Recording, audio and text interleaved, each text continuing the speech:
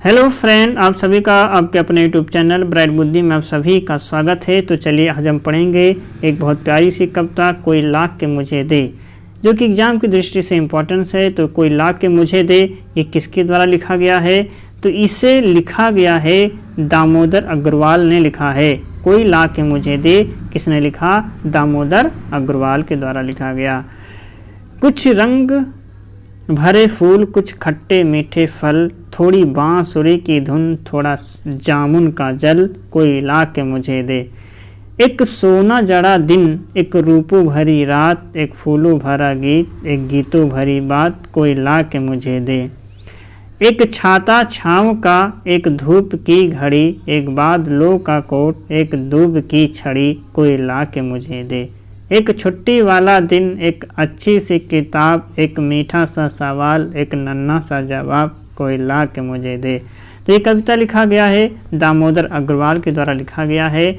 और हम यहाँ पे चैप्टर 4 को पढ़ेंगे, पापा जब बच्चे थे।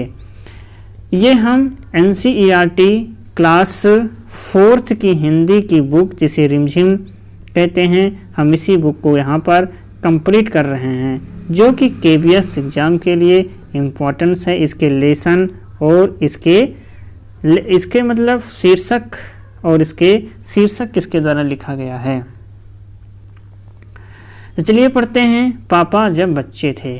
पापा जब छोटे थे तो उनसे अक्सर पूछा जाता था, बड़े होकर तुम क्या बनना चाहते हो?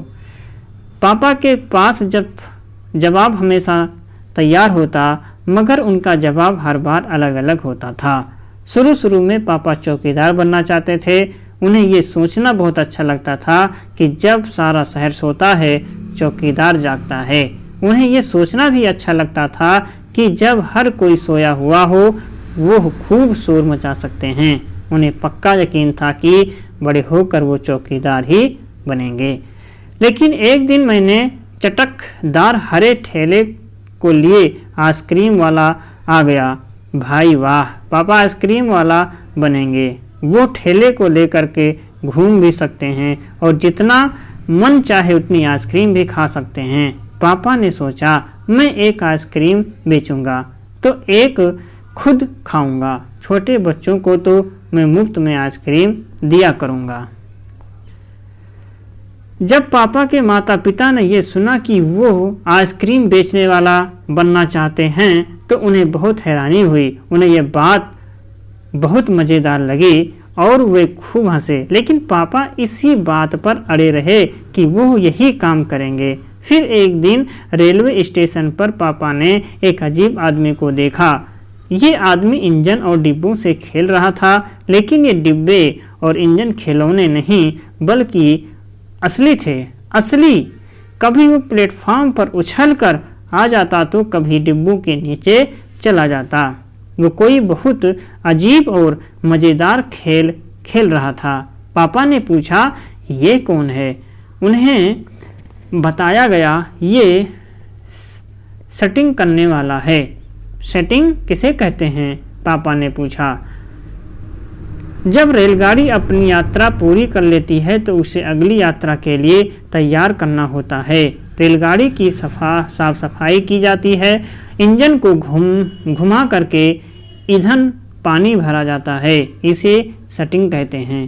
पापा को बताया गया। बस पापा को तो पता चल गया कि वो क्या बनेंगे। वो तो रेलगाड़ी के डिब्बों की सेटिंग करेंगे। इससे भी ज़्यादा मज़ेदार और क्या हो सकता है? जाहिर है कि कुछ भी नहीं। जब पापा ने कहा कि ये सेटिंग करने वाला बनेंगे, तो किसी ने उनसे पूछा, मगर तुम तो कहते थे कि तुम आइसक्रीम बेचने का काम करोगे। अब आइसक्रीम बेचने के काम का क्या होगा? ये सचमुच समस्या थी। पापा ने सेटिंग करने वाला बनने की सोच ली थी, मगर आइसक्रीम बेचने का चटकदार हरा ठेला भी वो नहीं गंवाना चाहते थे। आखिरकार उन्होंने रास्ता निकाल लिया। पापा ने जवाब दिया, मैं सेटिंग करने वाला और आइसक्रीम बेचने वाला दोनों बनूंगा। सबको बहुत अचंभा हुआ। उन्होंने पूछा, तुम दोनों काम एक साथ कैसे करोगे? पापा ने कहा, इससे क्या मुश्किल है?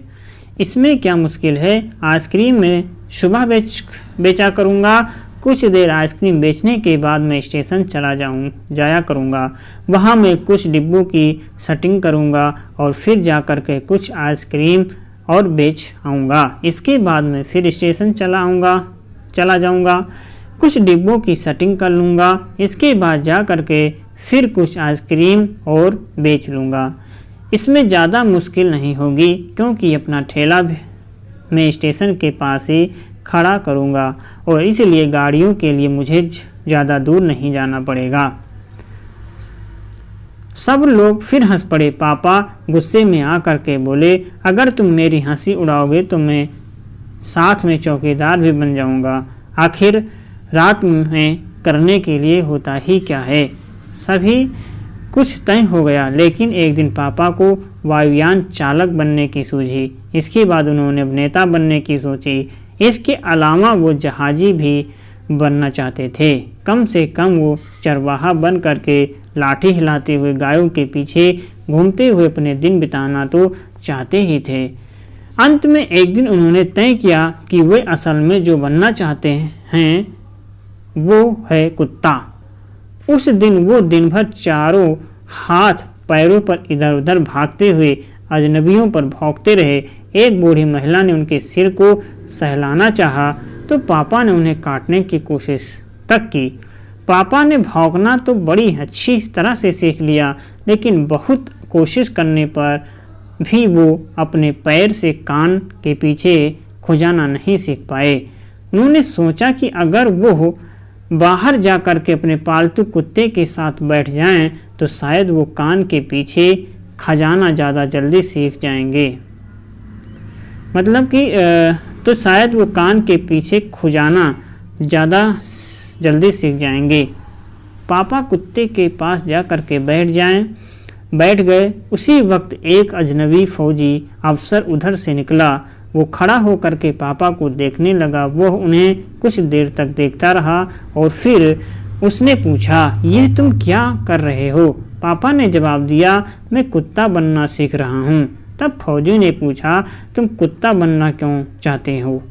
पापा ने कहा, क्योंकि मैं काफ़ी दिन तक इंसान बन करके रह चुका हूँ। अफसर ने कहा, बात तो सही है, पर क्या तुम जानते भी हो कि इंसान किसे कहते हैं? पापा ने पूछा, मुझे तो नहीं पता, आप ही बता दीजिए। अफसर ने कहा, इसके बारे में तुम अपने आप सोचो। अफसर वहाँ से चला गया। वो ना तो हंसा और ना मुस्कुराया। पापा सोचने लगे। वो सोचते ही रहे। अफसर ने उन्हें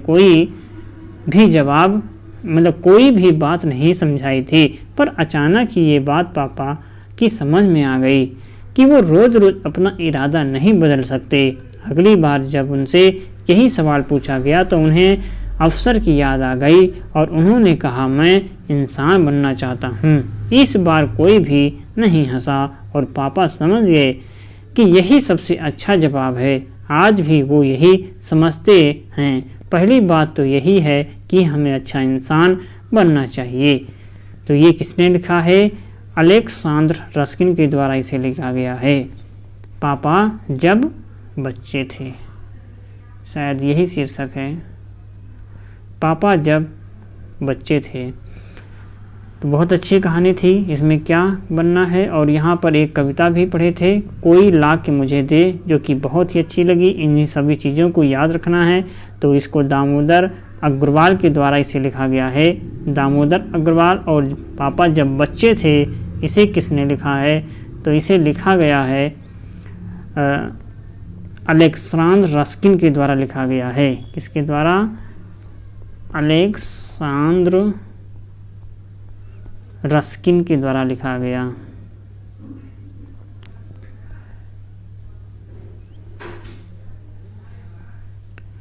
तो ये भी इम्पोर्टेंस है, ध्यान रखेंगे। चलिए मिलेंगे नए लेसन में, तब तक आप पढ़ते रहें, मस्त रहें। नमस्कार।